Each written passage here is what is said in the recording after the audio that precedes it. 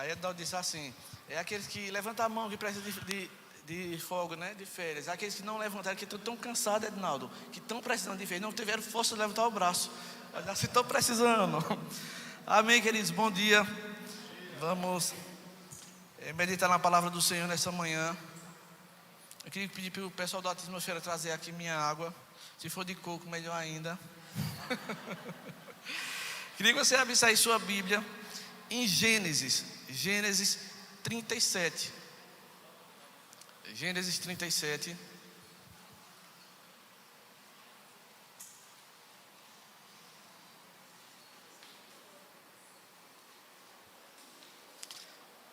Amém. Misericórdia. Eu vi que o pessoal não achou. Quando achar, diga amém. Acharam? Acharam. Gênesis é o primeiro livro da Bíblia, viu? Gênesis. Você não sabe, pode olhar aí. Gênesis está no primeiro livro, para você não errar. Então, Gênesis 37, nós vamos ler do versículo 1 ao versículo 9. Diz assim: habitou Jacó na terra das peregrinações de seu pai, na terra de Canaã. Esta é a história de Jacó. Tendo José 17 anos, apacentava os rebanhos com seus irmãos. Sendo ainda jovem, acompanhava os filhos de Bila e os filhos de Zilpa, mulheres de seu pai, e trazia más notícias deles a seu pai. Ora, Israel amava mais a José que a todos os seus filhos, porque era filho da sua velhice. E fez-lhe uma túnica, talar de mangas compridas. Vendo, pois, seus irmãos que o pai o amava mais que todos os outros filhos, odiaram-no e já não lhe podiam falar pacificamente. Teve José um sonho e os relatou a seus irmãos. Por isso o odiaram ainda mais. Pois lhe disse: rogo-vos, ouve este sonho que tive. Atávamos feixes no campo, e eis que o feixe se levantou e ficou em pé. E os vossos feixes os rodearam e se inclinaram perante o meu. Então lhes disse seus irmãos: reinarás com efeito sobre nós, e sobre nós dominarás realmente. E com isso tanto mais o odiavam por causa dos seus sonhos e suas palavras. Teve ainda outro sonho e referiu a seus irmãos, dizendo: sonhei também que o sol e a lua e as 11 estrelas se inclinavam perante mim.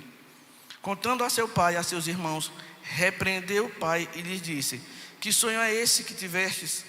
Acaso viremos eu e tua mãe e teus irmãos a inclinarmos perante a ti em terra até aqui? Feche seus olhos, vamos orar. Pai, em nome de Jesus, nós queremos colocar diante de Ti, Senhor, a Tua palavra. Queremos colocar esse culto, Senhor, diante do Senhor.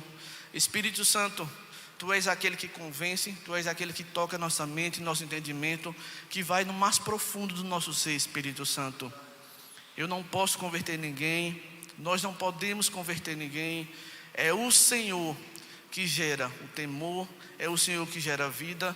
Então eu quero Te pedir, Espírito Santo, que nessa manhã o Senhor tenha total liberdade em nosso meio, porque eu sou inteiramente dependente, Espírito Santo, do Senhor. Que eu não venha falar nada da minha boca, que venha tudo, Senhor, aquilo que o Senhor quer tratar com a Tua igreja, quer falar aos corações, Senhor, da Tua igreja, que o Senhor fará através de mim, em nome de Jesus. Amém e aleluia. Quando eu estava falando dessa mensagem, eu gosto muito de José. Eu amo a história de José. Eu acho que são dois homens de Deus que para mim, três, né? Tem muitos, mas tem três que para mim chamam muita atenção. Para mim, José, ele é um dos, Davi e Paulo. Eu acho eles homens tremendos. E eu intitulei essa mensagem como: nunca deixe de sonhar. Nunca deixe de sonhar.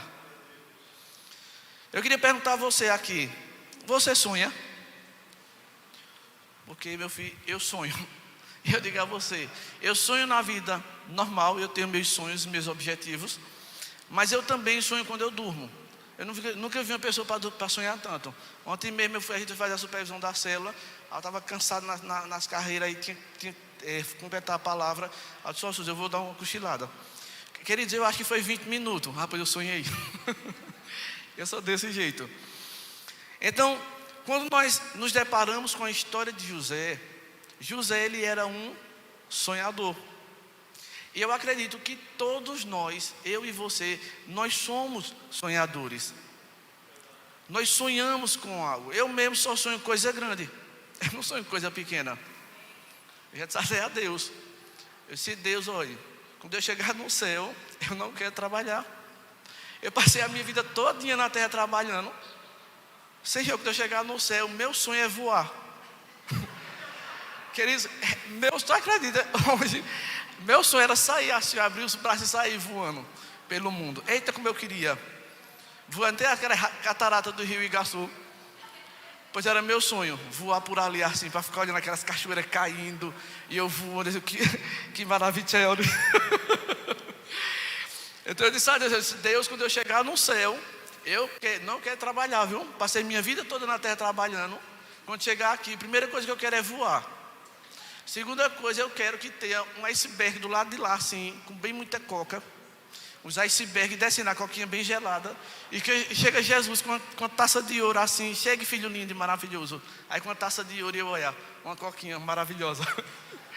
E no finalzinho da tarde, assim, como nós somos muito íntimos, eu e papai, aí ele vai dizer: Miltinho, que eu não sei como é meu nome no céu, mas vai ser algo diminutivo, carinhoso.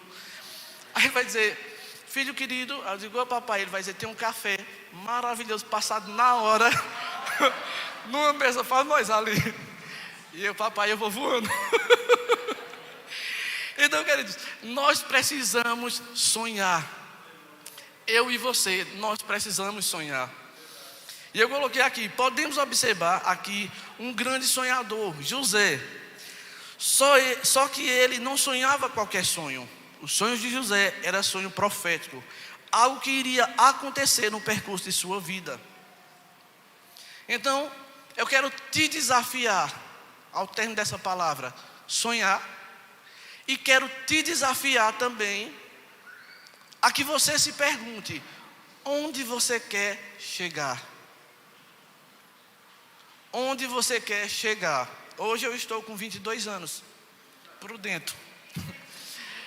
O que é que acontece? Então, eu já fico pensando, daqui a 5 anos, daqui a 10 anos, como é que João Pedro... Eu estava pensando, na próxima Copa, João Pedro vai estar com 15. Eu não vou dizer minha idade, porque eu sou uma pessoa de 22. Então eu começo a pensar, porque, queridos, o tempo passa muito rápido. O tempo passa rápido e muitas vezes nós estamos perdendo tempo. Estamos na inércia. Nós precisamos ter sonhos, criar expectativas para o nosso amanhã.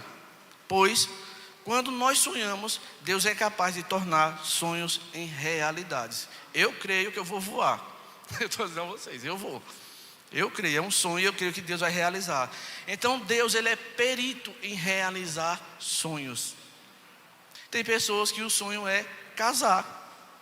Meu sonho é casar. Então você vai casar, só cuidado para não errar.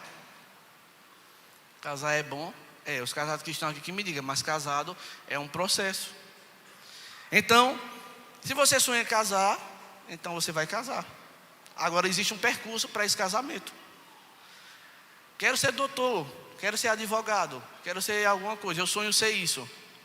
Então, se você sonha, existe um percurso para você chegar até seu sonho. Se não estudar, never is forever, nunca irás. Não se compra, mesmo que você tente comprar lá nas internet, que tudo você compra pelas internet hoje, né? Então, mesmo você que queira comprar um diploma de doutor pelas internet, vai preso depois. Pode exercer um tempinho, mas depois vai preso. E o que é que acontece? Mas você não vai saber exercer, porque você não estudou. Então nós precisamos sonhar. E o primeiro ponto que eu intitulei nessa palavra, depois de nunca deixe de sonhar, foi: a comparação destrói os sonhos de Deus. A comparação destrói os sonhos de Deus.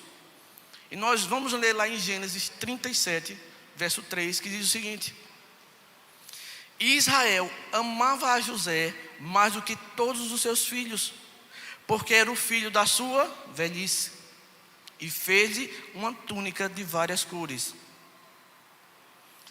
É interessante que a Bíblia ela é muito verdadeira e ela especifica todos os detalhes.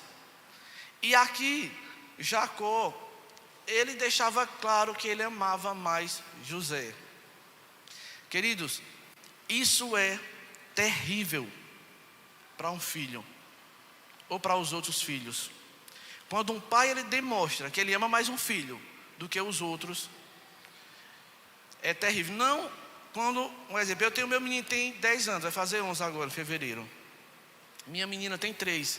Então eu trato ela de uma forma pela idade. Aí às vezes ele fica questionando: mas pai, está vendo que com Laila o senhor faz isso? E comigo o senhor faz isso? Eu digo: meu filho, você já é um PA, adolescente. A menina é uma criança. Você quer que eu fale com você quando eu estou falando com ela? Não, eu vou corrigir, mas não é. Se eu for corrigir essa menina toda hora, eu vou ser preso pelo conselho tutelar. Eles vão me prender. Porque Laila, ela veio, não tem 220, ela veio com 440. Ela é daquelas que voa. Que convive com a gente sabe. Mas, em questão de carinho, em questão de demonstração, eu faço com os dois. Eu beijo os dois, eu cheiro os dois, eu abraço os dois, eu digo que amo os dois. Eu nunca fiz só cheirando ele e não cheiro ele. Pronto, eu viajei recentemente a trabalho. Quando eu passei no shopping, eu peguei um presente para os dois. Porque da outra vez, Deus falou comigo. João Pedro queria, porque queria o álbum da Copa. E eu comprei o álbum da Copa, mas não comprou nada para ela. Por ela ter 2 anos, às vezes a gente disse: não, passa despercebido. Minha gente, quando a gente chegou em casa, que ela viu a bolsa de presente, ela ficou: presente, presente. Eu olhei para a Suzy e digo: eu quero nem saber, tu é mãe. A mãe é que é mais detalhista. A gente foi e deu o presente a João Pedro, ela ficou esperando o dela. Aí nós teve a ideia, não perguntem quem foi a ideia, tiramos o papelão do gibi lá, da figurinha, e demos o papelão a ela. Queridos, ela ficou tão feliz que ela fazia: obrigada, papai, obrigada. Obrigada. Agora por quê? Porque a gente errou. A gente tinha que comprar para os dois. Aí quando foi nesse, eu comprei o presente para os dois. Então nós como pais, nós não podemos demonstrar para os filhos que você ama mais ou que você ama mais um e mais outro, porque você cria aí uma lacuna e uma raiva nos outros filhos, que foi isso que aconteceu com José. E é interessante, eu coloquei aqui, Deus ele não é igual a Jacó, que deixa clara a preferência por um filho. Tem pais que deixam claro isso e abrem uma lacuna, deixando traumas inferioridade na alma dos filhos. Geralmente, quando um pai faz isso, ele cria de fato um trauma emocional na vida da criança. Então ela não vai só se comparar com os irmãos, ela vai se comparar com todas as pessoas que quiserem competir com ela. E isso é terrível. Eu vivi isso dentro da minha casa. Lá em casa foi 5 pintinhos, foi 5 irmãos, 5 filhos. E meu pai ele deixava claro isso, que ele gostava mais de um irmão da gente do que os outros. Só que eu fui curado, viu? Fiz um encontro com Deus. Só que isso criou uma lacuna em mim terrível. O fato de eu entrar na prostituição e no alcoolismo, de fato foi essa lacuna que ficou aberta dentro de mim. Porque eu pensava que minha mãe me defendia e meu pai dizia: tu vai ver, quando esse bichinho crescer, tu vai ver como ele é ruim, tu vai ver como isso é ruim. E eu não era, de fato. Eu era um menino que eu vivia trabalhando na escola. Foi quando eu me revoltei, eu disse: deixa, bichinho, você vai ver o que é ruim.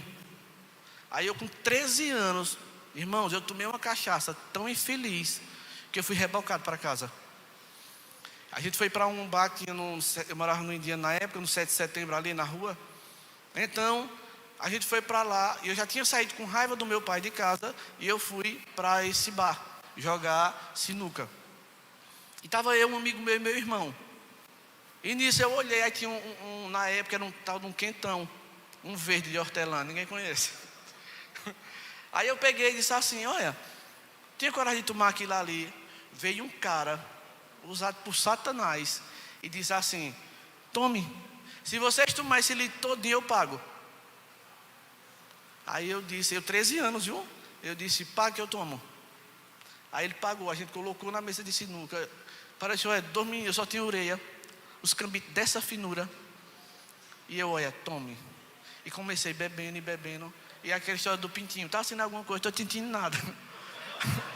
Estou sentindo nada. E foi passando, e foi passando. E eu dizendo. Aí nisso eu cheguei pro meu irmão, eu disse: olha, Adé, eu não estou sentindo nada. Aí ele disse: como assim? Eu não sinto as pernas, eu não sinto as mãos. Pronto, eu só fiz dizer isso. Eu só lembro eu chegando arrastado por ele, nos braços. Ele me levou. Então foi a primeira vez que eu bebi. Eu tinha 13 anos. E essa lacuna do alcoolismo entrou na minha vida. E foi aí devastador. Eu quase morro. Geralmente eu conto isso no encontro com Deus. Eu não vou contar aqui que não tem nada a ver com a nossa palavra. Mas quer saber? Vá para o encontro com Deus. Eu sei que não foi. Então o que é que acontece? Queridos, bote uma coisa na sua cabeça. Primeiro, que Deus não é igual aos nossos pais. Só que abrindo um parênteses, eu me resolvi com meu pai. Eu sentei com meu pai. Eu conversei com ele. Eu falei toda doença do meu coração que eu tinha em relação a ele. Eu não o culpei, porque às vezes ele não teve a instrução que hoje eu tenho para direcionar meu filho. Então hoje eu tenho um relacionamento muito bom com meu pai. Muito bom mesmo. Até hoje eu dou conselhos a ele. Veja como Deus é bom. Então eu coloquei aqui: Deus não tem filhos prediletos. Deus tem filhos que o preferem. Muitas vezes nós queremos comparar primeiro Deus com o nosso pai. E eu digo a você, se você não se resolver com o seu pai, seu relacionamento com Deus vai ter dificuldade.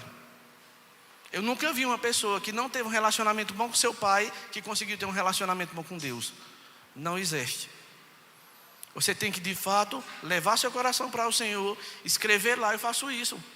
Eu já disse aqui uma vez numa pregação. Eu escrevo tudo no papel, deixo dentro da Bíblia. Meus pecados eu deixo. Uma vez eu peguei meus pecados, deixei lá, esqueci meus pecados em algum canto. Eu perguntei a Suzy: eu sou Suzy, disse meus pecados. Aí ela disse: que pecado? Eu disse: meus pecados estavam no papel. Aí ela disse: não, eu só deixei ele na cômoda, eu me lembro. Que esse pecado voador. Esse pecado sem querer ser curado. Então você coloca e leva para o Senhor. Deus, eu tive essa dificuldade com meu pai. Meu pai foi omisso nisso. Meu pai fez isso, isso e isso. E por isso, infelizmente, não é culpando ele. Mas, por conta dessa lacuna que ficou aí aberta na minha vida, eu entrei na prostituição. Eu entrei nisso. Olha, principalmente para quem tem filha. A filha, eu fiz psicanálise e eu estudei muito sobre isso. A filha, ela se apaixona pelo pai. Não é o amor eros. É o amor filos. Então, a primeira paixão dela é o pai. Então, quando o pai, ele supre com carinhos, com elogios. Olha, lá ela desde pequena, quando ela veste uma roupa, eu faço: que linda, chama ela Tindelela. Que linda a Tindelela de papai. Que linda a mochinha de papai. E isso foi ficando na mente dela. Nós fazemos memórias dos nossos filhos. E eu lembro que uma vez eu esqueci a gente nas pressas para vir para o culto. De repente ela se vestiu e eu não falei. Depois ela desceu do sofá e veio: papai, não está linda, papai. Eu: está linda, meu amor. Então nós vamos criando memórias para quando for amanhã, quando você deixa de elogiar a sua filha, você deixa de dar o carinho que sua filha precisa, então vem um marmanjo e olha, tome e leva. E leva de uma forma errada. Por quê? Porque você não fez o caminho certo para que ela pudesse lhe amar, ser preenchida por você como pai, levar para ela ser preenchida como Deus, cheia do Espírito Santo, para quando o homem vir e disser assim: eu quero te fazer feliz, ela vai dizer: não, eu já vim feliz de casa. Porque às vezes o que é que acontece? O homem diz: eu quero te fazer feliz. Ela diz: oh meu Deus, depois eu vou ter essa felicidade mesmo. Vou ficar com esse homem. Aí faz loucura, se entrega, o homem deixa ela. E por aí vai, como a gente já sabe, esse pisoteio. Então Deus, ele não é igual ao nosso pai. Então lá em João capítulo 1, 12 diz o seguinte: mas a todos quanto o receberam, deu-lhes o poder de serem feitos filhos de Deus, aos que creem no seu nome. Para que a gente venha ser filho, nós precisamos receber Jesus como Senhor e Salvador e confessar Jesus como Senhor e Salvador, para que nós possamos ter e crer no coração que Ele é isso, de fato. Então Deus, Ele deixou eu e você para sermos filhos. Aqui em João 12, João 1,12 diz isso. Então nós precisamos entender que pessoas, elas são diferentes. Nós precisamos entender também que eu sou eu, você é você e cada cá é cada cá. Não é? Porque nesse processo, o que é que acontece? De comparação, às vezes a gente quer ser o outro. Geralmente quando nós vamos assistir um filme, quando a gente é pequeno, então a gente procura a imagem de quem? Sempre um super-herói. Alguém que resolve, alguém que faz. Então, só que eu lembro que quando eu me converti, eu gostava muito de um determinado pastor. Era. E eu gostava muito dele, eu queria me parecer com ele. O jeito de pregar, só que eu sou sanguíneo. Então se você vê, eu gosto muito de brincar, eu sou muito extrovertido, é muito meu jeito isso. Então, só que esse pastor ele não era. E eu queria muito me parecer com ele. Então parecia que eu estava dentro, não desse paletó, mas de outro paletó, preso, amarrado. E eu não conseguia respirar, por quê? Porque não era eu, era ele. E eu lembro que uma vez eu fui fazer meu devocional e o Espírito Santo me disse: meu filho, ele é ele. Eu queria, quando eu fosse pregar, eu queria fazer, eu tinha um sonho, quando eu fosse pregar, eu queria fazer, não tinha, esse povo do repente, eu queria fazer assim, aí outra coisa que eu também queria fazer, quando eu disse assim, era chegar assim, quando eu estivesse pregando aquela mensagem bem contemporânea, aquela mensagem, eu sentava assim no púlpito e ficava assim, pois pronto, queridos. Só que naquela atmosfera, não você rir, aquela atmosfera bem coisada.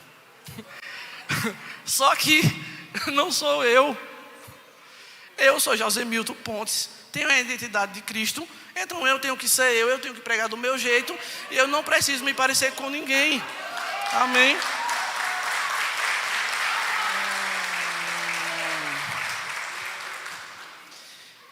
E isso vem de uma família. Você sabia disso? Família diferente e cultura diferente. Nossa cultura familiar fala ao nosso respeito. Você sabia disso? Como nós somos criados dentro da nossa casa, nós vamos reproduzir posteriormente. Eu via muito minha mãe. Minha mãe era muito mulher mais sim, senhor. Meu pai ele sempre pagou para fazer as coisas, minha mãe ela fazia. Então eu via muito isso. Então eu não queria fazer. Eu disse assim, eu sou como é que o povo diz que você é pobre de enxerido? Não é assim, pensa um negócio assim. Então meu pai ele sempre pagou e minha mãe sempre fazia. Então para tocar varal era minha mãe, para fazer cerca lá no quintal era minha mãe, para pintar a casa era minha mãe. Quando minha mãe não fazia, meu pai pagava. Então a cultura familiar que eu fui criado foi essa. Então quando eu me casei, a Suzy dizia: faz isso, Josemilton. Eu não, é tu que tem que fazer. Ela disse: menina, é o homem que bota varal. Eu disse, de jeito nenhum, eu não boto um varal. É quem lava a roupa é tu, quem tem que estender é tu, então quem tem que botar é tu. Aí uma vez no discipulado, aí só que eu não dizia o porquê. Aí uma vez no nosso discipulado, o pastor, ela, pastora, eu disse a Josemilton, pastora, para ele trocar um varal, botar o varal, ele não quis. Aí eu disse: pastora, eu não vou botar varal, mulher. Isso é papel dela, mãe sempre botou. Aí o pastor disse: quem botou, Josemilton? Eu disse: mamãe. Mamãe sempre botou. Aí ele disse: não, Josemilton, quem tem que botar varal é você mesmo, é o homem que bota. Eu digo: tá vendo, a partir de hoje eu vou botar o varal. Outra coisa era tempero. Eu amo tempero. E quando eu casei, minha mãe sempre colocou tempero em pote de thank you very much. Isso é inglês. Minha mãe sempre colocou tempero em pote de maionese. Você não bota em pote de maionese. Mas minha mãe sempre botou e ela dizia o seguinte: eu sempre boto em pote de maionese para não sair o cheiro. Então eu levei a minha vida toda que se abrisse o pote de maionese, o cheiro do tempero ia sair. Quando eu casei, sabe que eu briguei com o SUS por causa do pote de maionese? Ela botava em um potezinho bem simples, onde tapava ela, pum, fechava. Aí eu olhava e dizia: não, Suzy, não pode, meu amor, botar tempero aí. Tem que ser no pote de maionese. Ela disse: não, Josemita, que coisa feia. Olha, Suzy, ela nunca quis. Minha mãe, ela colecionava copo de extrato de tomate. Na casa dela tem um monte. Suzy nunca gostou. Suzy joga de fato. Ela vê os copos de vidro. E eu queria colecionar. Quando ela usava o extrato de tomate, que ela ia jogar no lixo, eu tirava. Eu dizia: Suzy, não pode jogar não, menina. Isso é um copo. Ela disse: Deus me defenda, Josemita. Sai para lá que este é espírito de miséria. Eu digo: ah, pois eu vou fazer isso. Então, eu estou dando essas explicações simples para você começar a se identificar que tem cultura que nós aprendemos na nossa casa, que o nosso lar, as nossas conversas com os nossos pais, com os nossos irmãos, vai criar uma cultura que vai servir para o nosso amanhã. Qual é hoje a sua cultura na sua casa? É Netflix? Você assiste filme de manhã, de tarde, de noite, de noite, de tarde, de manhã, termina de sair do trabalho, mas assiste um filme. Eu lembro que eu disse aqui uma vez, meu menino queria porque queria assistir uma série. E eu disse a ele: João, eu não tenho tempo de assistir a série. Mas fulano assiste. Eu digo: você não é fulano e eu não sou fulano. A gente tem uma vida corrida, então nós não vamos assistir. E outra, queridos, essa semana, vou contar a vocês, eu estava doido para assistir um filme que o pessoal tinha me dito: olha, tem um filme tal. E na minha corrida, cheguei do trabalho, eu também estou home fit, estou indo correr no parque. Eu cheguei, aí deu 8 horas. Quando deu 8, deu 8h30, que a hora voa. A hora da noite devia ser de manhã, para ver se nós no trabalho passava mais rápido. E de repente, quando eu olhei, eram 9 horas. Aí Suzy: bora, Josemita, assistir o filme. Aí na hora o Espírito Santo disse: você tem 2 escolhas. Ou você assiste o filme, ou você vai fazer o seu devocional. E o filme era 2 horas, porque o filme de hoje em dia, não sei o que é isso.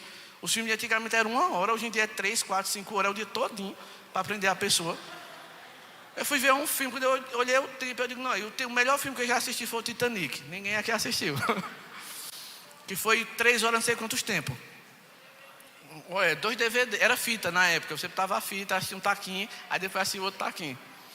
Então assim, queridos, entre assistir, não é que eu não estou valorizando o meu tempo com a família. Eu tenho o meu tempo com a família. Quem convive comigo sabe disso.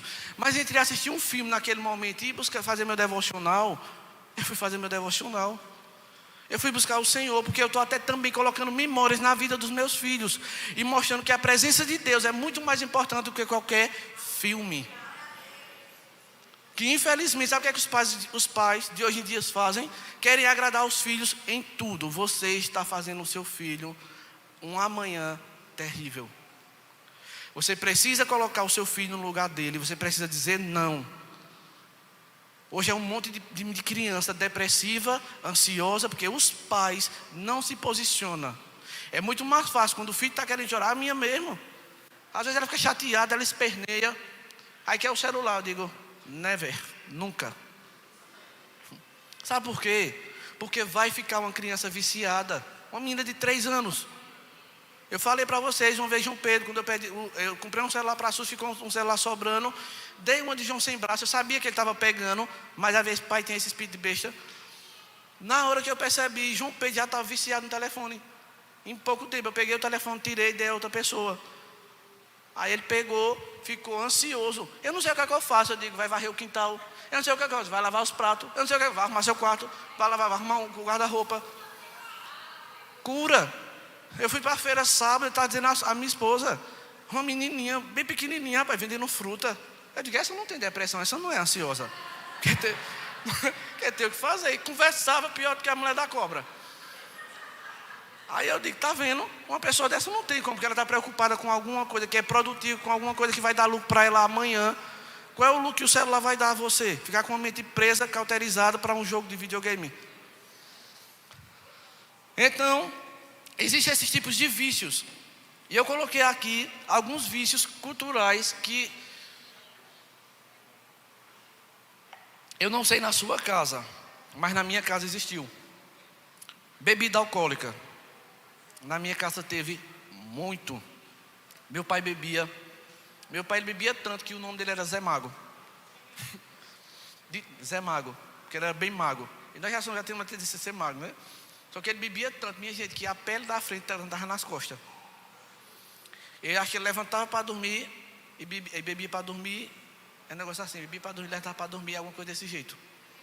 Então foi a nossa cultura na minha casa. Era desse jeito. Ele ameaçava minha mãe que ia matar, escondia faca embaixo do guarda-roupa ou embaixo do colchão e dizia que ia matar. Então a gente viveu a nossa infância dessa forma. Por conta de quem? Do álcool. Cigarro. Tem pessoas também que têm vícios no cigarro e não conseguem se libertar, e isso é um vício. Hoje, o vício do século é a internet. Uma vez eu parei para pensar, digo, já pensou se o Zap Zap sai do ar por uma semana? Aí tem aquele outro Telegram. Aí vamos botar o Telegram e o Zap, porque quando tem o Zap, eu corto para o Telegram, que já aconteceu isso uma vez. Agora imagina, vamos botar redes sociais. Um mês foi decretado que não vai existir mais rede social. Quer dizer, eu acho que tinha gente que ia enlouquecer. Eu acredito que tinha gente que ia se suicidar, porque não consegue viver sem rede social. Sexo. Tem gente também que é viciada em sexo. Para os casados, pode. Quem é casado pode namorar, viu? É saudável, é bom, deixa a pele mais bonita. Para o casado. Para o solteiro, não. Para o solteiro, você tem que esperar o momento certo, a hora certa, com a pessoa certa. Sabe por quê? Porque o sexo existe uma... Você tinha que dizer, para ficar bonito. Aliança. Todas as vezes que eu tenho relação sexual com a minha esposa, eu estou selando a minha aliança. Você já viu um casamento sem sexo? Não tem lógica. Aí alguém diz, presta ou não? É verdade. Então, agora isso é para os casados. Tem pessoas que quando é solteiro, é um fogo. É um fogo que você diz, misericórdia. Que é um só. Você vê, isso solteiro namorando, viu? É um só. E crente, viu? Aí você diz, misericórdia, Jesus. Aí casa, quando casa, aí anda solto. Tá bom. Não, você tem que fazer isso no tempo do casamento. Chambregar, namorar, beijar. Isso é para os casados. Drogas ilícitas, pessoas que viveram por conta da cultura familiar, drogas ilícitas. Jogos digitais, apostas. Você sabe que a aposta é um vício? Terrível, terrível. Lhe prende, e é qualquer coisinha. Até um jogo que você vai ver e botar ali, olha. Teve uma menina que trabalha comigo que ela tinha baixado que ganhava dinheiro. Você estava R$2, aí eu jogava lá, eu vou te mostrar, amigo. Eu digo, não, nem me mostra essas coisas do cão. Quer não. Porque isso daí você bota 2, aí se vicia, aí ele dá 5. Aí você é feliz, 2 ganhei 5, aí vou jogar, aí perde os 5. Aí bota 2 de novo, aí ganhou 10, aí ganhou 40, aí dos 40 não está caro, você perde os 60. Aí na sumir também, eu vou botar que eu estou ganhando, e assim vai, de repente tu está liso, leso e louco. Medicamentos, pessoas que são hipocondríacas. Existe também, viu? Pessoa que não pode ver um comprimido. De repente ela vai para casa de alguém, eita, tem uns comprimidos que eu vou jogar, me dê. Joga não, eu quero. É, colírio. Aí faz, menino, esse colírio está vencido, não, botar aqui. Chega, botar aqui. Ou se não pega o comprimido, não sabe nem o que é isso, mas os comprimidos joga não, mulher, porque eu não sei, não, pode me dar. Tem gente que olha o tempo e diz, acho que amanhã eu vou gripar. Aí toma injeção, toma remédio. Se chama-se hipocondríaco. Esses vícios são alguns dos pontos principais que roubam nossos sonhos e nos paralisam. Se você for observar todos esses vícios na sua vida antes de conhecer Jesus, foram vícios que lhe prenderam. E você passou a sua vida presa por conta desses vícios. Nós temos, esse ponto que eu achei muito interessante, o Espírito Santo falando comigo. Nós temos desejo. O problema não é o desejo, mas o que você faz com ele. Tem pessoas que não conhecem Cristo e dizem assim: eu sou livre, eu faço o que eu quero. Aí eu digo: não. Sabe por que você não é livre? Deixa o cigarro agora. Deixa essa bebida alcoólica agora. Deixa a pornografia agora. Pronto, se você não conseguir, aí eu digo: você é livre. Livre é quando eu digo ao álcool: eu não quero. Livre é quando eu digo a pornografia: eu não quero. Livre é quando eu digo o cigarro: eu não quero. Aí sim, aí eu sou livre, porque não me domina. Mas tudo aquilo que te domina é um vício e de fato te prende. Eu coloquei aqui a diferença de Davi, que são dois homens que eu acho sensacional: Davi e José.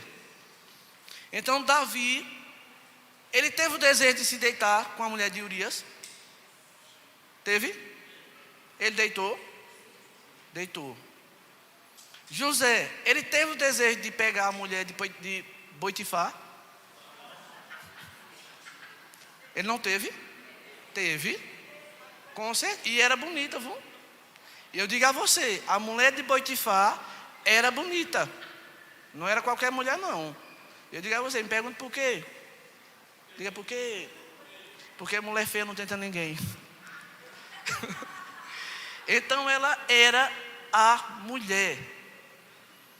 E eu imagino, de repente chega lá a mulher de Potifar com uma lingerie. Até da outra pregação eu falei, de uma vez que uma mulher deu em cima de mim, com uma lingerie. Disse assim: José lindo.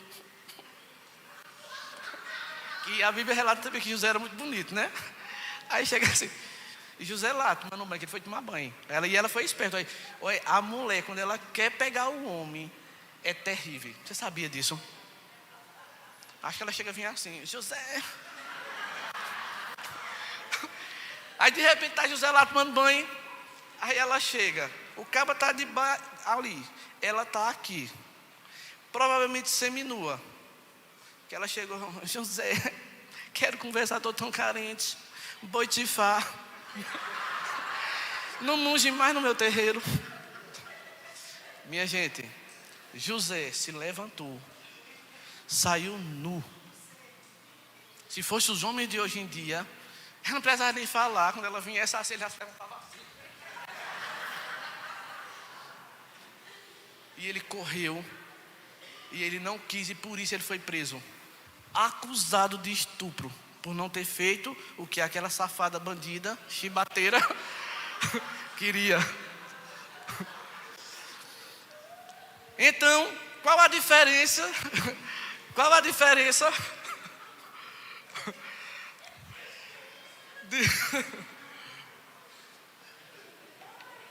Qual a diferença de Davi para José?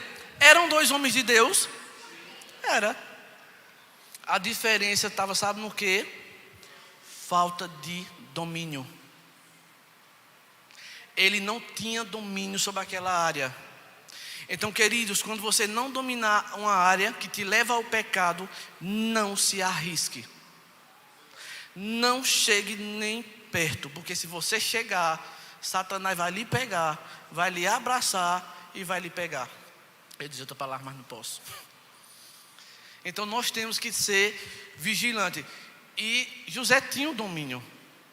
José, ele era um homem, de fato, um homem de Deus.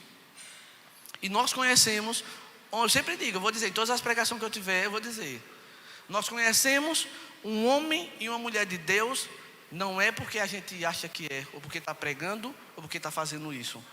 É tão fácil ser crente. É tão fácil dar glória a Deus e aleluia. Não é? Agora eu quero que você conviva. Você sabe se é uma mulher e um homem de Deus se você conviver no trabalho, quando está junto das pessoas, o linguajar, as posturas. Aí você diz: fulano é diferente. Eu lembro que uma vez eu fui trabalhar em Caruaru E tinha um rapaz, eu não sabia, na primeira vez que eu encontrei ele, eu não sabia quem era ele, nunca nem vi. E a gente ia para uma oficina, e nisso passou uma também mulher de Boitifá. E na hora a gente estava em pé, estava ele mais uns 6 homens. E na hora, os caras olharam, chegou, olharam. Aí eu olhei para o céu, aí eu olhei para ele. Aí eu vi que ele saiu. Na minha mente eu disse, esse cabo é crente. Tenho certeza que esse cabo é crente, porque se esse cabo fosse um cabo do mundo, com essa mulher nua, ele tinha olhado. Aí nisso, por acaso do destino, como diz, por obra do Espírito Santo, Deus disse, você vai ficar com ele. Aí o cara disse, olha, tu vai ficar, como tu é novato, tu vai ficar com fulano de tal. Eu digo, glória, esse cabo é crente. Aí fui-me embora. Quando eu entrei no carro dele, a primeira coisa que ele fez, aí com a gente conversando e tal, ele pegou e colocou um louvor. Aí eu digo, não vou perder a oportunidade, né? Eu disse, mas tu é crente? Aí ele pegou e fez e disse, sou. Eu disse, sou. Eu disse, amém, meu querido. Deixa eu lhe dizer, porque eu vi que você era crente, não foi porque está o louvor no seu carro não, viu? Porque hoje o povo do mundo escuta igual a Anitta. Aí, só foi o que aconteceu. Eu percebi pela sua postura, quando aquela mulher bandida passou, e você não olhou. Eu digo, esse cara é crente, porque se fosse homem do mundo tinha olhado. Ele disse, eu sou crente, meu irmão. Eu fui para a casa dele, jantei lá. Foi até bom, eu jantei até na casa dele. Então nós conhecemos um homem e uma mulher de Deus, não é pelo que ele fala. Nós conhecemos um homem e uma mulher de Deus pelos frutos que ele dá. Mansidão, domínio próprio, que é fruto do Espírito, não é nem fruto nosso, que nós não presta não. Então nós precisamos ser confrontados com a cultura do céu para conseguirmos romper. O problema é que nós somos confrontados com a cultura do mundo. Lá no Salmo 51, 10 e 12 diz o seguinte. Davi estava dizendo, cria em mim um coração puro, ó Deus, e renova dentro de mim um espírito estável. Não me expulse da tua presença, nem tires de mim o teu Santo Espírito. Devolve-me a alegria da tua salvação e sustenta-me com um espírito pronto a obedecer. Eu amo esse texto de Salmo 51, de devolver a alegria da salvação. Eu acredito que tem cristãos que estão precisando urgentemente da alegria da salvação. Ele tem vivenciado a alegria emocional, por isso que sofre tanto. Então ele diz, e um espírito pronto a obedecer. O problema dessa geração de crentes hoje é a desobediência. E toda vez que você desobedece, você quebra um princípio, porque você já conhece Jesus. E Jesus, ele nunca vai quebrar os princípios dele por conta de você. Você precisa urgentemente obedecer. Quando Deus disser, não faça, você levanta e diga, Deus, eu não vou fazer. Pelo temor, pelo amor que eu tenho ao Senhor. Lá em 2 Coríntios 4, 16 e 18 diz o seguinte. Por isso, não desanimamos, embora exteriormente estejamos a nos desgastar. Interiormente estamos sendo renovados dia após dia, pois os nossos sofrimentos leves e momentâneos estão produzindo para nós uma glória eterna que pesa mais do que todos eles. Assim, fixando os olhos, não naquilo que se vê, mas naquilo que não se vê. Pois o que se vê é transitório, mas o que não se vê é eterno. Você sabia que você vai morrer, né? Você não nasceu para semente. Eu digo, eu não vou morrer, eu vou ser arrebatado. Eu digo, Senhor, me arrebata, eu não quero morrer não. E antigamente eu dizia assim, Senhor, quando eu morrer, eu dizia à minha mãe, mãe, quando eu morrer eu quero ser cremado. Você não tem dinheiro não, menino. Que eu tinha medo de morrer e ficar vivo. Morria de medo de morrer e ficar vivo. Eu escutava umas histórias que o povo dizia que sonhava que fulano morreu e estava lá dentro e coisava o caixão e sonhava e ia lá e a pessoa estava empurrando. Eu dizia, meu Deus, livra de mim este cálice. Aí por isso que eu quero ser cremado, porque se eu for cremado, se eu tiver morrido, já tiver morto no período de morto, aí morreu, tocou fogo, acabou-se. Mas quem não tem uma doença 24 horas, né? Uma doença que é 24 horas, que você morre, depois de 24 horas você vive. Aí pelo me cremar, só vocês deixa 48. 48 horas, não deixa 24 não, em nome de Jesus. Que eu não posso nem dizer que ia puxar o pé de quem botasse lá, porque eu digo, depois, Hebreus 9, 27, depois da morte, sexo, o juízo, acabou, não tem para onde correr. Então nós precisamos fixar os nossos olhos no que é eterno. Tem pessoas que, quando são confrontadas do seu erro, não mudam de vida, ou mudam de igreja. Tentam encontrar um evangelho mais fácil. Não existe. Eu já li a Bíblia de Gênesis a Apocalipse várias vezes. Nunca encontrei aqui um evangelho fácil, porta larga para entrar no céu. Não adianta, até, olha, Deus, o Espírito Santo é tremendo. Eu tinha dito isso aqui, teve uma pessoa que disse assim, que estava pensando em ir embora, que estava pensando em viajar, para curar uma mazela dela. E eu disse, querida, não vai não. Sabe por quê? Se tu for, o problema vai estar lá, porque onde tu for, tu estás. Não é? Aí teve um pastor que pregou na quinta-feira aqui, disse a mesma coisa, que é o profeta Tiririca. Onde eu tenho até aqui. Não adianta você tentar fugir de você, pois onde você for, você está. E tem gente, você acredita que tem gente que é assim? Por isso tem pessoas que mudam de cabelo, mudam de roupa, mudam de tudo, mas não muda por dentro, porque só o Espírito Santo faz isso. Aí fica lá, corta cabelo, corta tudo, aí diz, eita, mudei. Mudou não, tu mudou o exterior, mas a armazela está tudo lá dentro do mesmo jeito. José ele queria ir para o Egito. Aí eu pergunto a você, ele queria ir para o Egito, José? Não. E da forma que foi, pior ainda. Ele queria ser vendido? Não. Quem quer ser vendido? Mas foi. Agora, sabe por que ele foi? Eu tenho até aqui dentro as garrafais. Muitas vezes não querem passar pelo processo, mas ele faz parte para amadurecermos e chegarmos onde Deus determinou para nos promover. Muitas vezes as pessoas elas querem ser promovidas, elas querem ser reconhecidas, mas elas não querem passar o processo para vivenciar isso. Tem pessoas que querem ter um relacionamento, um casamento, um emprego abençoado, mas não quer pagar um preço para que aquilo ali seja de fato do jeito que Deus determinou. E falando de reino, na maioria das vezes o problema está em nós mesmos. Queremos que o evangelho seja moldado no nosso padrão e visão naquilo que achamos ser certo, ao invés de buscar conhecer e entender que nós é que temos que nos submeter à palavra e mudarmos nossas posturas e comportamentos. Estamos totalmente contra o que o Senhor deixou nas Escrituras. Tem pessoas que de fato, parece que elas cauterizam a mente. Satanás cauteriza a mente dela para que a palavra de Deus ela é errada e o que ela acha que está certo. Tem pessoas que até usam a palavra para concordar com o seu pecado. Lá em Mateus 7, 13 e 14 diz o seguinte: entrai pela porta estreita, porque larga é a porta, e espaçoso o caminho que conduz à perdição, e muitos são os que entram por ela. E porque estreita é a porta, e apertado o caminho que levam ao céu. Então tu queres porta larga ou tu queres porta estreita? Queridos, não tem como. A Bíblia é muito clara. Eu vou lhe dizer uma coisa bem... Nós não podemos dizer quem vai para o céu, quem vai para o inferno. Não é nosso dever. Nós não temos essa autoridade de dizer, tu vai para o céu, pecador, tu vai para o inferno, pecadora, tu vai. Não, nós não podemos. Essa autoridade não foi nos dada. Só que a Bíblia diz, os mentirosos não herdarão o reino do céu. Uma pessoa que vive mentindo, ela vai entrar no céu?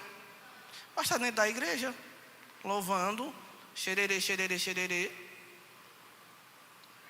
Por isso que tem aquele versículo, queridos, que Deus diz, apartai-vos de mim. Não, Senhor, mas eu curei no teu nome, eu preguei, eu fiz isso no teu nome, Jesus. Aí ele olha para ele e faz, não tenho parte contigo, eu nem te conheço. Eu acredito que está faltando esse temor dentro da igreja. Mentir é pecado. Meu pai me dizia sempre, e eu nunca tinha entendido, quem rouba, quem mente rouba, quem mente rouba, quem mente rouba. Eu nunca tinha entendido isso. Quem mente rouba.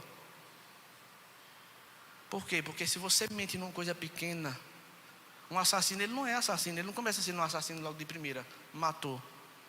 Ele começa ali, rouba uma coisinha, rouba outra coisinha. Aí de repente ele roubou e alguém viu.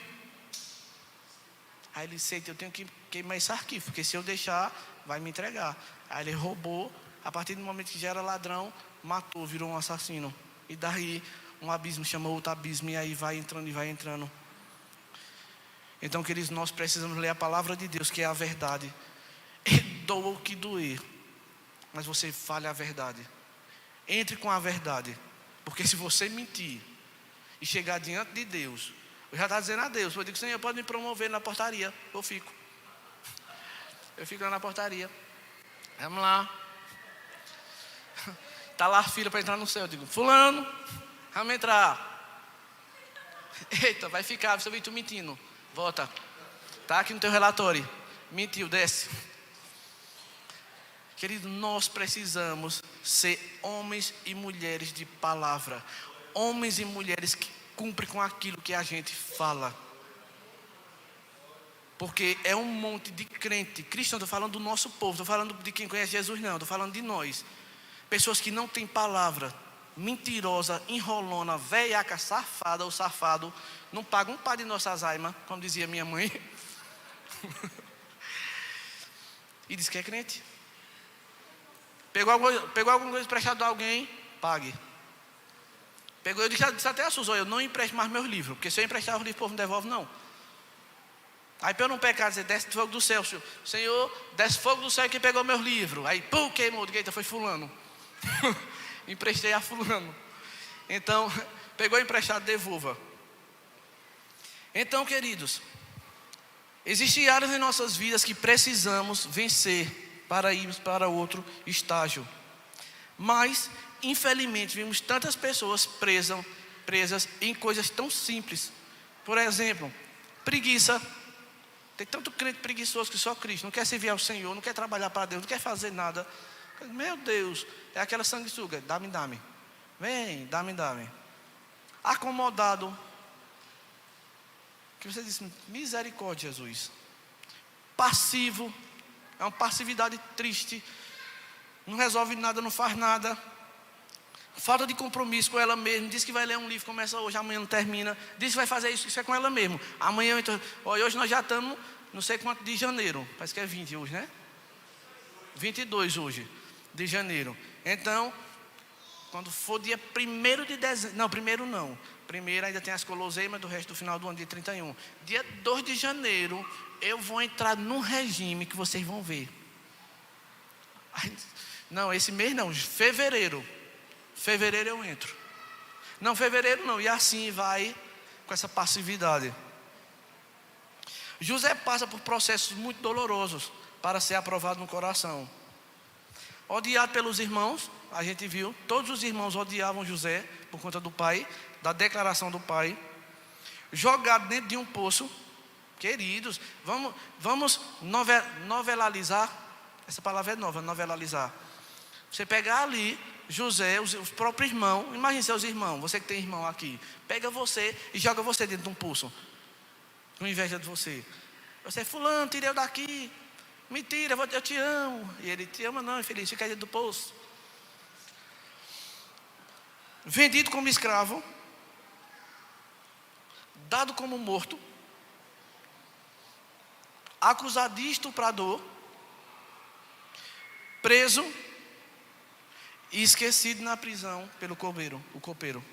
Eu imaginei, eu fiquei imaginando, eu lendo esse texto, eu imaginei na hora que Faraó foi para chamar José. Aí disse, não, tem um homem que sonha, que revela sonho, assim. Aí eu acho que na hora, tem um homem lá que é José. E ele já tinha falado com o Pedro, fala com ele sobre mim e tal. E ele se esqueceu dele. Eu acho que quando ele chama ele, que ele sobe, que ele vê o copeiro lá de pé, eu acho que ele olha para ele assim, me deixasse preso. Não devia ter falado com ele antes. Então, José, ele passou por todo esse processo. Agora chegou a hora de avançarmos para vivermos o sonho de Deus para nós. Agora, imagina o coração desse homem, depois desse processo, ele teria outro percurso para andar, o caminho do perdão. E o segundo ponto que eu coloquei foi o perdão, o caminho da libertação. Perdão, o caminho da libertação. Era impossível José avançar sem o perdão. Ele poderia ter tudo, mas não ter sua família. Não ter sua família era doloroso demais para ele. José estava prestes a ser morto pelos próprios irmãos. Aos nossos olhos era impossível liberar perdão. Eu fiz questão de ler todas essas partes para você entender a questão do perdão. Era impossível. Se José, ele fosse olhar para esse pisoteio aqui, que os irmãos dele fizeram, ele disse: oxe, libera perdão nunca. Quando eu for governador, eu vou tocar fogo em tudinho em praça pública. Aí você diz: oxe, ele fazia nada. Ele não fazia não. Eu imagino José dizendo: irmão, não me vende. Irmão, não me mata. Irmão, não faz isso. E os irmãos nem aí para ele. Mas, queridos, quando Deus está no controle de nossas vidas, a vingança não faz parte do nosso coração. Eu sei em quem eu tenho crido. E lá em Efésios 3:20, eu levo esse texto como texto de cabeceiro. E diz o seguinte: ora, aquele que é poderoso para fazer tudo muito mais abundante, além daquilo que pedimos ou pensamos, segundo o poder que em nós opera. Eu creio que Deus, ele é assim. Às vezes a gente pede algo para Deus, mas Deus faz muito além. Você já foi surpreendido por Deus assim? Eu já fui várias vezes, porque eu fiquei constrangido. Eu lembro de uma vez, eu já vivi isso muitas vezes, não foi só uma vez. E teve duas que me marcou muito. Deus, ele sonda os corações e Deus, ele vê nossas necessidades. Eu lembro que uma vez, eu estava desempregado, e eu estava no meu carro, na reserva, no cheiro, que o ponteiro estava igual o coração, fazendo assim, olha. Aí eu só deu de chegar na igreja, aí teve um irmão assim que eu cheguei e disse assim: ô Josemito, me empresta o teu carro? Aí me deu vontade de dizer: está sem gasolina. Só que eu digo: não vou dizer não. Se faltar, quando ele entrar, ele vai ver que não tem muito. Ele disse: bem aqui, eu vou e volto. Aí eu disse: beleza. Aí eu peguei e dei meu carro a ele, e ele foi. Aí quando ele saiu, ele disse assim: eu vou botar R$1 de gasolina. Eu disse: beleza. Aí foi. Queridos, quando ele voltou, aí ele pegou e disse: olha, não Deus, não deu tempo de botar gasolina não. Bota esse dinheiro de gasolina. Aí ele pegou e disse: não, deixa, não botasse, então deixa. Bota não, deixa. Aí eu não quis pegar o dinheiro dele, doido para botar, bota. Só que eu não quis. Aí na hora que a gente ia saindo, não era nem nessa igreja, era na outra. A gente não estava nesse prédio, era no outro prédio. E na hora que eu passei, ele chegou no meu bolso, assim, na hora que eu estava dirigindo. Aí eu me fiz bem difícil. Aí ele pegou assim, e botou o dinheiro dentro do meu bolso. Aí eu já estava saindo, eu digo: não, ele está insistindo tanto que eu não vou rejeitar o dinheiro. Aí peguei o dinheiro e fui embora. Nisso, aí eu me ajeitei, eu vi R$10. Eu vi, literalmente, R$10. Aí Suzy disse assim: ô Josemito, tem dinheiro? Eu digo: nem para morrer, não morro hoje não. Deixa para depois. Aí ela pegou e disse: mas olha, eu tenho um dinheiro, que uma pessoa me abençoou ontem. Pega lá no bolso da camisa. Acho que tem R$10. Aí quando ela veio, ela disse: mas Josemito, estava mentindo, né? Eu disse: achei só de mentir, menina, tu orienta. Ela fez: menino, tu tem R$50 dentro do teu bolso. Aí eu olhei para Deus, eu digo: mas tu és maravilhoso, Senhor. Outra vez, eu estava indo com o meu carro, e tinha outro irmão que estava com a gente. Aí na hora eu orando no tanque, eu digo: Senhor, em nome de Jesus, Senhor, multiplica essa gasolina, Senhor, em nome de Cristo. Aí de repente o irmão disse: bora ali. Eu digo: me chama não, pelo amor de Deus. Eu não posso ir para a cantina fazer a minha gasolina, eu pensando comigo, né? E eu fui seguindo esse irmão. Na hora que a gente seguiu, ele parou num posto. Eu disse: ele vai abastecer. E eu fiquei com o carro mais para trás. Aí nisso o cara chegou e disse assim: olha, bota seu carro aqui. Aí eu digo: não vou abastecer não. Tem um iPhone tocando. Aí nisso eu disse: não vou abastecer não. Aí ele fez: não, eu vou abastecer. O carro da frente disse que era para abastecer o seu também. Aí cidade, Assim, já que tu vai abençoar, então manda ele botar muito. Diga ele que não bota pouco, não. Aí, querido, quando ele botou lá, que terminou de tirar, que eu liguei a chave, o ponteiro fez. Tum. Aí eu digo, esse Deus é demais. Deus é demais. Por isso que esse texto ele é perfeito. Efésios 3:20. Ele faz além do que a gente pede, muito além. E ele começa a desvendar os sonhos de Faraó. Então chega o momento de ser promovido. Lá em Gênesis 41, 33 ao 44. Eu vou ler bem rapidinho aqui, você note. E diz assim, Gênesis 41, 33, ele diz: agora, pois, escolha Faraó um homem. Isso é José dizendo, viu? Agora, pois, escolha um homem, Faraó. Ele dizendo com ele mesmo. Agora, pois, Faraó, escolhe um homem. Escolhe um homem ajuizado e sábio, que ponha sobre a terra do Egito. E ponha, faça isso, Faraó. E ponha administradores sobre a terra, e tome a quinta parte do fruto da terra do Egito, nos 7 anos de fartura.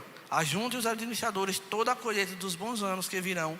Recolheram cereal debaixo do poder de Faraó para mantimento nas cidades e o guardarem.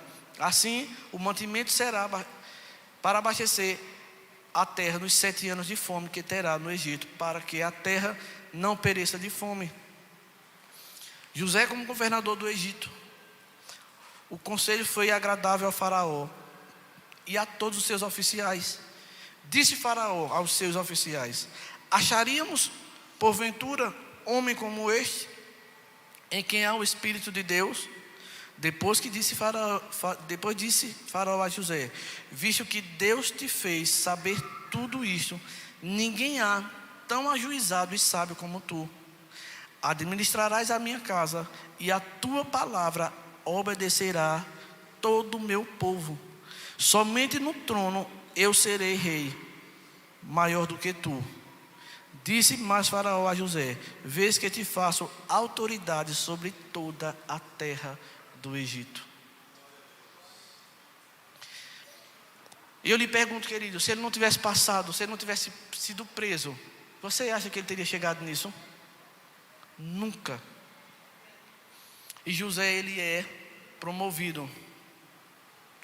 E lá em Provérbios 4:23 diz o seguinte, eu amo esse versículo: sobre tudo que se deve guardar, guarda o teu coração, porque dele procede as fontes da vida. Então, Satanás, ele é perito em tentar sujar o nosso coração com situações, com pessoas, por sonhos não realizados, por alguns objetivos. Então nós começamos a ficar amargurados e dizer: mas se eu esperei tanto isso, eu queria tanto isso. Se o diabo alcançar seu coração, já era. Como tem pessoas feridas por Satanás, e essas mesmas pessoas não se dão o direito de questionar a si mesmas sobre cada situação. Queridos, você conhece a Annalise? Essa menina, Annalise? Pois conheça ela e se analise. Se analise. Eu conheci a Annalise no negócio da caixa, quando teve aquele dinheiro, era aí, tá, nem analise, vai se analise. Então nós precisamos analisar. Nós precisamos observar. Eu lembro quando o Suzy e eu, nós estávamos liderando célula, Satanás era perito em levantar situações para que a gente discutisse. Na hora de sair para a célula, acontecia uma situação genial. Aí a gente brigava, ia para a célula de cara feia, mas lá falava normal, que a gente tem maturidade para isso, para depois consertar em casa. Só que numa dessas conversas eu disse: Suzy, tem demônio por aqui. Porque toda vez que a gente vai para a célula, levanta uma situação para a gente discutir. Eu digo: pois, nunca mais esse saipeta. Que é saipeta, não é capeta não, porque capeta você chama ele para você. Saipeta para lá. Nunca mais. Todas as vezes que eu estou em uma situação, eu analiso. tem demônio. Além da minha ruindade, tem demônio. Porque não pense, quando nós estamos na carne, mesmo conhecendo Jesus, só Jesus. A gente às vezes se desconhece. Diz, meu Deus, foi eu que fiz isso, foi eu que disse isso, foi eu que fiz assim. Mas sabe o que é isso? É para Deus mostrar que você é literalmente dependente dele. E o terceiro e último ponto, para a gente finalizar. Meu café esfriou, terrível.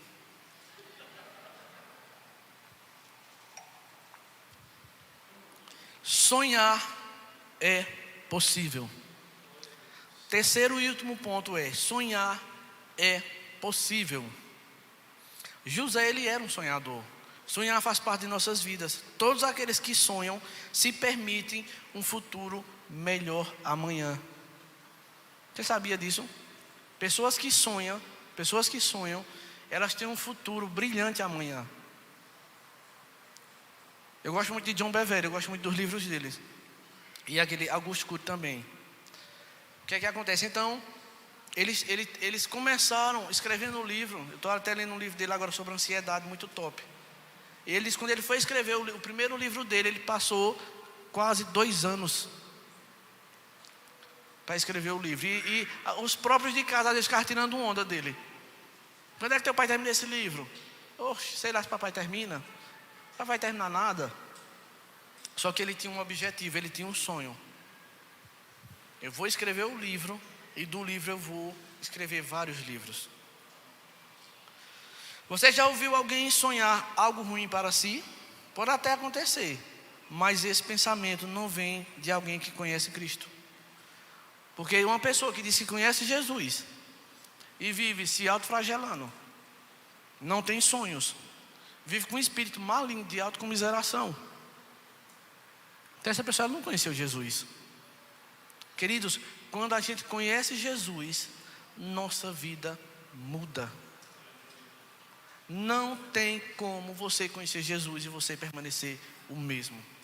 Se você busca um relacionamento, se você busca estar com Ele, então não tem como. A única pessoa que pode destruir seu futuro é você mesma. Sabia disso? A única pessoa que pode destruir o seu futuro e seus sonhos é você mesma. Ah, mas fulano, mas cicrano. As pessoas podem até falar, mas elas não podem decidir por você. Quem tem que decidir, de fato, é você.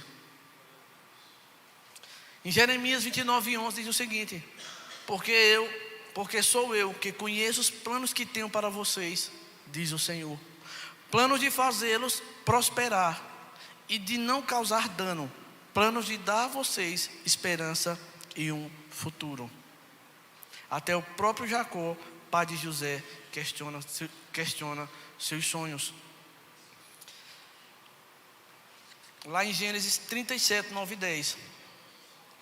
E teve José outro sonho, e contou a seus irmãos, e disse: eis que tive outro sonho, e eis que o sol e a lua e 11 estrelas se inclinaram a mim.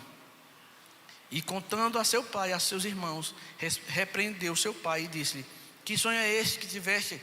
Porventura viremos eu e tua mãe e teus irmãos a inclinar-se perante ti em terra? Porque ali o sol e a lua estavam representando o pai e a mãe de José. Então na mente natural dos pais de José era impossível, como era que o pai e a mãe era desonra. O pai e a mãe se prostrar diante do filho para suprir alguma necessidade. Quando Deus tem algo com você, mesmo que você tente explicar, ninguém vai entender. Não se explica o sobrenatural ao natural. Não tem como você explicar o que Deus tem com você, espiritualmente falando, e você tentar explicar para outra pessoa. Deus iria levar José como governador sobre sua família e Egito. E sabe qual o principal propósito de José? Desse sofrimento todinho, de tudo que ele passou, o principal propósito de José foi governar e salvar sua família da miséria. Porque se José não fosse governador, ele tinha morrido. Ele e seus familiares todos tinham morrido. Então Deus, ele fez isso, ele levantou José com esse propósito. Nunca conte seus sonhos para quem não sonha, porque quem não sonha nem tem sonho e tem raiva de quem sonha. É terrível. A pior coisa é você contar um seu sonho para alguém que não tem sonho. Quando você vai contar, a pessoa ela bota tanta dificuldade que é capaz de você dizer: eita, é verdade, bem que fulano disse, eu não consegui isso não. Então, quando você tiver um sonho, busque uma pessoa madura, que sonha, que tem expectativa. Não busque um amargurado da vida. Eu costumo dizer: procura uma pessoa que é amargurada com os filhos ou com o casamento. Quando você diz assim, vou casar, a pessoa diz: misericórdia, mulher, faz isso da tua vida não. O homem diz logo: hoje vai ser preso, olha, mata um. Casa não, mata um, porque pelo menos tu mata, é preso tantos anos, paga uma fiança e sai.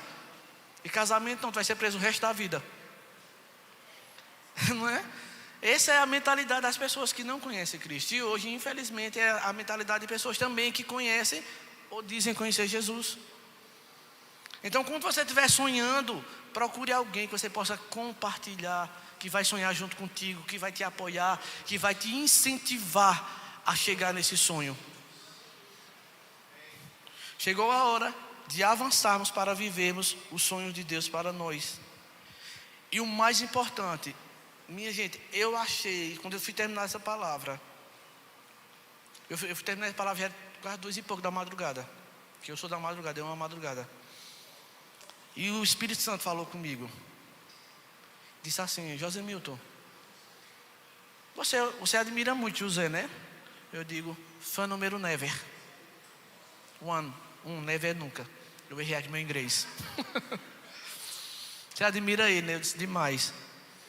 E ele disse assim: em todo tempo eu estava com ele. Se você ler os versículos, você vai ver. E Deus era com José. E Deus era com José. E Deus era com José. E na hora que o Espírito Santo disse isso, eu digo: Espírito Santo, eu te peço em nome de Jesus. Eu não me importo de estar ministrando, eu não me importo de estar liderando, mas eu me importo de não ter a tua presença comigo. Mas roupei do lado esquerdo, é de Deus. E eu disse: Espírito Santo, onde eu for, vai comigo. Eu não dou conta da minha vida, Espírito Santo.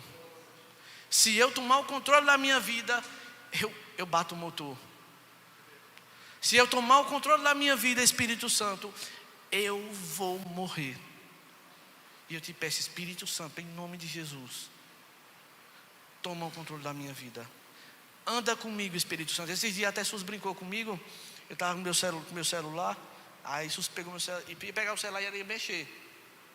Aí na hora que ela foi mexer, aí só que Sus às vezes ela não tem muito cuidado, ela bota em qualquer canto, fazer alguma coisa. Aí eu disse assim: essa menina, bota o celular. Aí ela olhou assim, ela olhou assim: ih, tá olhando para ver se eu estou conversando com alguma caieira, é? Isso brincando.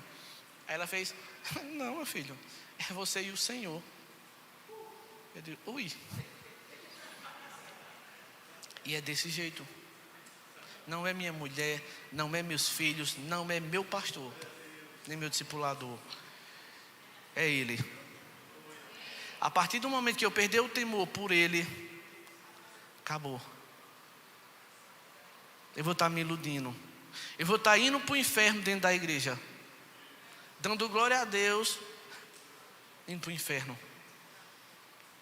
Então, queridos, eu quero que você fique de pé. Eu queria chamar os músicos aqui.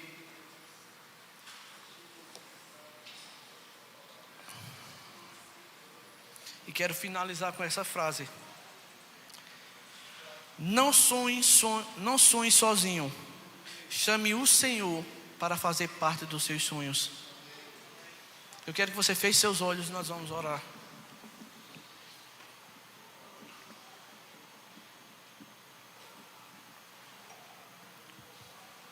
E nesse momento, eu quero que você coloque seus sonhos diante do Senhor. Sonhos que não aconteceu, sonhos que foram frustrados, coisas que você esperava e que de fato você se decepcionou. Queria que pode colocar aquela luz enquanto vão cantar aqui a música. E esse momento eu quero que você se coloque, você e Deus.